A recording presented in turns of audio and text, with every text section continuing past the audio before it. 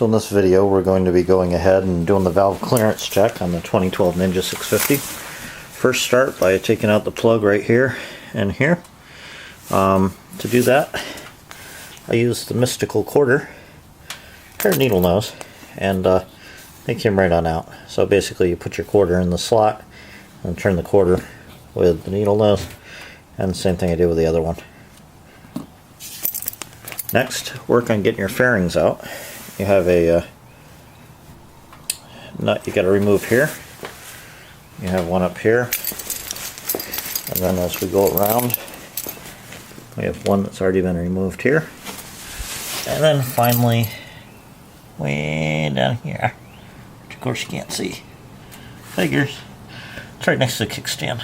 So when you go to put these back in, the ones with the red at the bottom, which are on this rag right here, it's just this one and this one, those go in the bottom of the fairings, and then the ones without the tight red lock, tight stuff, those go up top. Next we're going to go ahead and remove one from here, and do this one, and then we're going to do the same thing on the opposite side. So turn over here, and we got one right here that's going to come out, and this whole thing should slide forward. There's a couple under here, there's a couple little fairing trim pieces there, like little plastic clips, so we got to undo those too without breaking. So if you've seen my oil change video, you realize that there's 3 of these clips down here, 1, 2, 3, and they come out of the bottom of the fairing, which is hard to see, but you can see the little holes in there. So there's 2 at the bottom and then one directly on the front up here, and those have to be removed. So when you go to take the fairings off, you got to get these trim rings, like that one, not trim rings, fastener, and you got to push them in. There's one right there that's above the coolant bottle. There's others up in here, and you got to get each one of them. There's some right here, right smack dab in the center. There's a bunch around the side. Let's see if I can get a good shot of this. Now here's another one up underneath. That one, there's one in there, about halfway in, right there. You got to get all these undone, and then it'll make your life somewhat easier. So now we have my first side fairing off. I like to just take the blinkers and just let them hang. And there's your flasher for the turn signal. Our radiator hose looks pretty good thus far, and it doesn't look bad on this side. Looks like I might need a new fork seal on the other side though, and not very happy about that, but at least I found it now. Next, take the tank off. There's 2 10mm, one here at the top, and then take one off at the bottom. Remove your gas connection right here, and of course your fuel pump and tank level sensor. Once you get the gas tank off, go ahead and remove your air temp sensor connector, and then the 2 off of the ECU, and go put your ECU somewhere special. And don't forget to undo this mount so that you can slip this air box out from underneath that umbilical.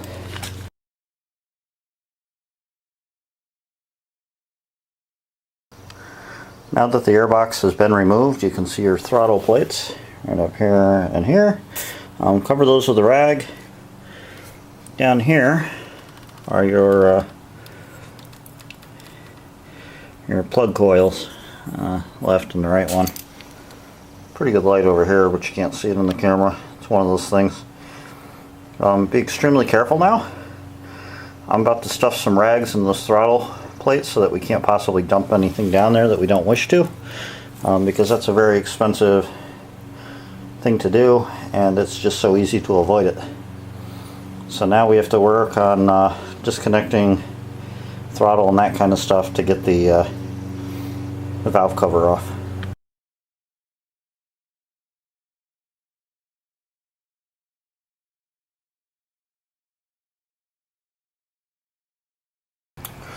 So once you've gotten to your cams, you've went ahead and you've measured all the valve shims, you'd figure out what your adjustments need to be. And take off your intake and exhaust sides, take off the intake and exhaust side bearing caps for your cams, and make sure that as you're doing that, you don't lose the position of your chain and that you're very gentle. And when you go to put it back together, make sure you're just as gentle, because if you fuck this up, you're going to ruin that engine. And in this case, I already have the intake off, which is over here. And you'll notice how it's put with all the bolts right exactly as it was. It's taken off exactly as it was. It's going to go back on exactly as it was. So I'm in the home run of this. You may notice that everything's getting together slowly. ECU's just laying out. But I wanted to show you something about your auxiliary throttle plates. I don't know why, but people like to block these open. That's a bad idea. You're about to see why. Every time you turn it on, she checks her throttle plates. So if you're messing with that, that's why you get your engine code. So the other thing is as you're putting everything together, I just pulled my airbox apart just to look at it. But right here is the air temp sensor.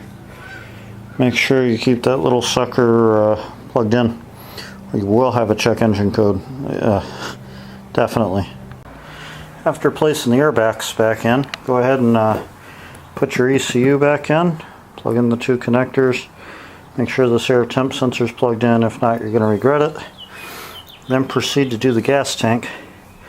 Now the gas tank, you have the pump and fuel lever sensor right here, and then your fuel lines right here that you're going to connect to, and then you have your two drains.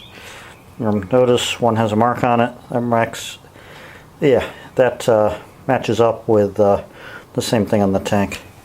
So there's a couple things I probably missed when making this video. One is make sure you have a torque wrench, 1/4 inch drive. And two, make sure you have a whole shit ton of sockets, 1/4 inch drive. If I remember right, I think it was 10mm was the one I used on damn near everything. The other thing I want to mention is make sure you got your shit straight when you get ready to do the valves. This is not a time to fuck up. And then when I had them multiples out, I put them all down marked. When you go to put the camshafts back in and line everything up so you can bolt it down, to release that timing chain tensioner, you have to remove it. And then you undo the center bolt so the spring's not, and then totally release it. And then when you put it back in, that center bolt on that timing tensioner goes back in after everything's lined up and tightened down. Be very careful to align everything correctly. If not, there goes your engine. So I just want to add a couple little things that might have been missed. The first is make sure you're using that torque wrench right.